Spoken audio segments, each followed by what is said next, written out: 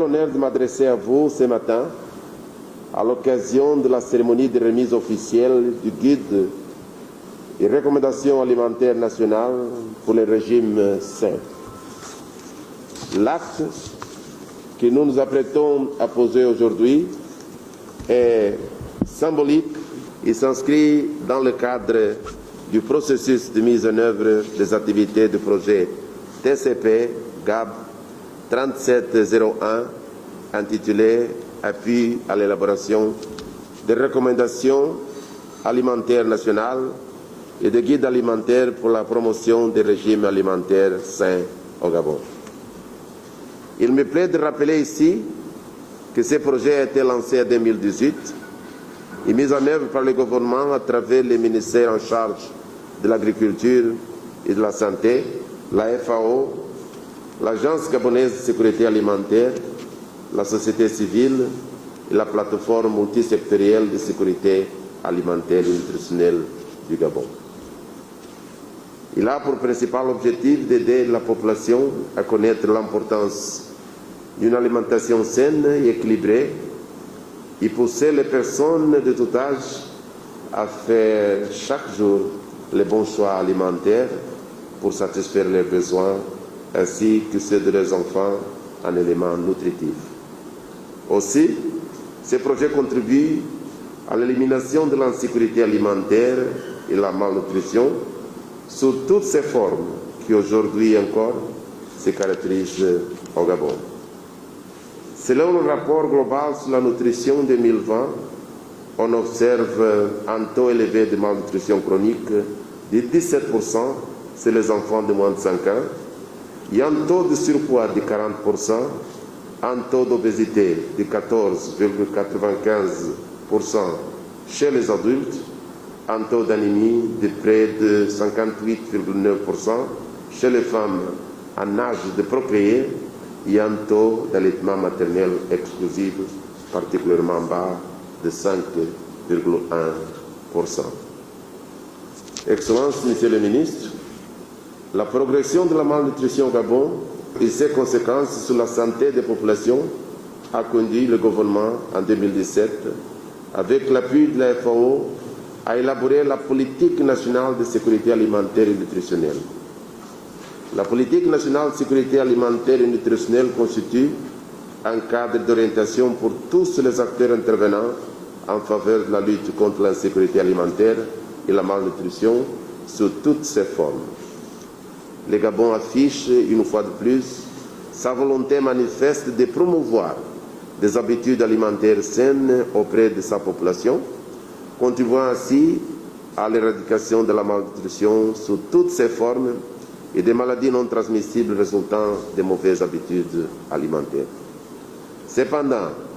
la mise en œuvre des recommandations alimentaires nationales basées sur l'alimentation va au-delà de la campagne de communication imminente qui fera suite à la présente cérémonie.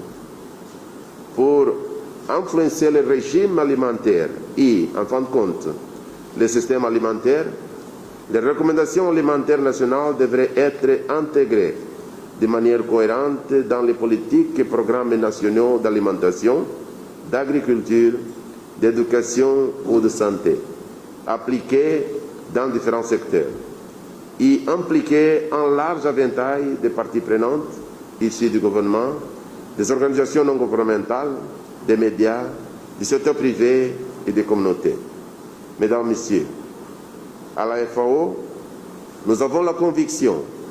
que la promotion des bonnes pratiques alimentaires ainsi que les modes de vie sains concourent à la bonne santé mentale et physique des populations en particulier et au développement socio-économique du pays. À cet effet, je voudrais rappeler qu'investir $1 américain dans la nutrition génère un revenu de $16. Je ne peux que vous encourager à continuer sur cette lancée. Je voudrais saisir l'occasion offerte pour cette cérémonie pour vous remettre les livrets sur les classes vertes et le rapport sur le programme d'élimination de la rage au Gabon issu de l'atelier 2020, sur l'évaluation nationale de la rage et au Gabon, lesquels documents devra être signés conjointement par le ministre de l'Agriculture et de la Santé. Je réitère ici la volonté et la détermination de l'Organisation des Nations Unies pour l'alimentation et l'agriculture, FAO, que j'ai l'honneur de représenter, à tenir notre engagement ferme et résolu à accompagner le Gabon dans ses politiques et actions en faveur de la promotion de la sécurité alimentaire et nutritionnelle. Nous avons tous conscience que l'alimentation est un besoin fondamental car essentiel à la vie et au développement. La sécurité alimentaire, quant à elle, est loin d'être acquise d'un point de vue quantitatif et qualitatif, et c'est donc une des priorités des plus hautes autorités, en tête desquelles le président de la République, son Excellence, Ali Bongo Ondimba. Monsieur le ministre, par la coopération avec la FAO, vous illustrez également qu'il est plus que nécessaire de surmonter les déséquilibres existants pour offrir une alimentation adéquate ainsi que des conditions de vie décentes à la population gabonaise. Cependant, cela passe par une éducation nutritionnelle que viennent combler le guide et les recommandations qui seront remis officiellement aujourd'hui car adressés à un large public. C'est dans cette optique que les services techniques du département que je vous fais l'honneur de représenter devront s'atteler à faire en sorte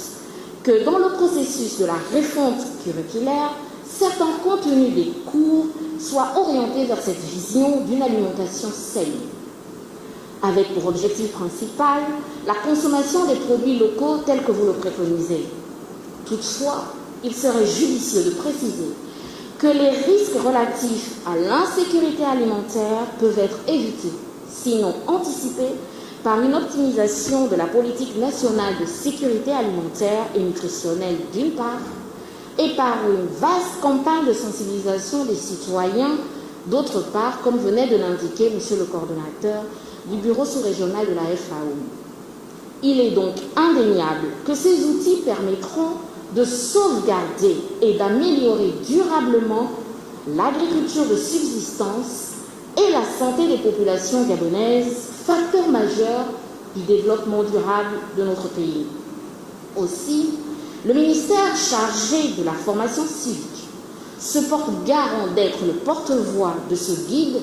et de ses recommandations afin de montrer l'intérêt d'une alimentation saine, variée et responsable. Je suis très heureux d'être ici, parmi vous, pour cette cérémonie officielle de remise des recommandations alimentaires et nutritionnelles et du guide alimentaire, tout comme pour la partie concernant la stratégie d'éradication de la rage. Ensemble, dans le cadre de cette approche Une seule santé, nous avons une responsabilité de faire en sorte que notre population soit mieux sensibilisée. Je voudrais me féliciter dans le cadre de cette approche Une seule santé, justement, de la remise ce matin aussi du document stratégique de mise en œuvre de l'éradication de la rage au Gabon. Nous sommes ici encore dans l'approche Une seule santé puisque nous partons de la rage qui est portée par l'animal et qui risque d'être transmise à l'homme si nous ne mettons pas en place une politique qui permette vraiment que le Gabon sorte de la liste des pays où il y a la rage. Nous avons fait un certain nombre de choses. Nous avons d'abord travaillé pour réfléchir. Il y a eu des recommandations qui ont été formulées. Aujourd'hui, nous avons un document. Entre-temps, le gouvernement, sous l'impulsion de Madame le Premier ministre Rosmicia Nsuka, a entamé la construction d'un nouveau laboratoire national vétérinaire. Et hier même, avec l'ensemble des vétérinaires qui étaient là, nous avons fait la visite de ce laboratoire pour nous assurer qu'il est conforme à tout ce qu'un laboratoire doit avoir pour pouvoir faire les diagnostics, pratiquer les autopsies qui permettront d'avoir la meilleure analyse possible. Au lieu d'être dans le visuel, nous allons être dans la réalité de l'analyse que permet un laboratoire. Ce laboratoire est d'ailleurs à côté du laboratoire de la Gaza, qui là encore vient nous constituer un lien avec les questions d'alimentation. Et donc c'est ce pôle scientifique dont nous avons fait la promotion dans le cadre de l'action gouvernementale. À côté de ça, nous avons toute une stratégie pour 2022 de déploiement de chenilles, d'organisation de vaccination, de mise en œuvre d'un dispositif législatif et réglementaire renforcé à travers le code sanitaire qui nous permettra de mettre en œuvre le principe d'identification obligatoire des chiens, le principe de la vaccination des chiens, le principe des soins périodiques des chiens et d'organiser le chenil pour ne pas avoir d'animaux qui sont en déshérence. Cette cérémonie qui est une cérémonie formidable mais qui constitue en fait un point de départ. C'est un point de départ dans la mise en œuvre de cette vision du président de la République, chef de l'État, son Excellence Ali Bongo Ondimba, d'avoir des Gabonais en meilleure santé, d'avoir des Gabonais qui soient plus résistants, d'avoir des Gabonais qui soient vaccinés. On voit bien que de plus en plus de gens disparaissent, fauchés par la Covid-19. Donc, le fait d'être bien alimenté, ça vous donne la possibilité de supporter la maladie, de mieux résister, mais être vacciné, c'est encore mieux parce que ça renforce les défenses immunitaires et ça permet d'être préparé.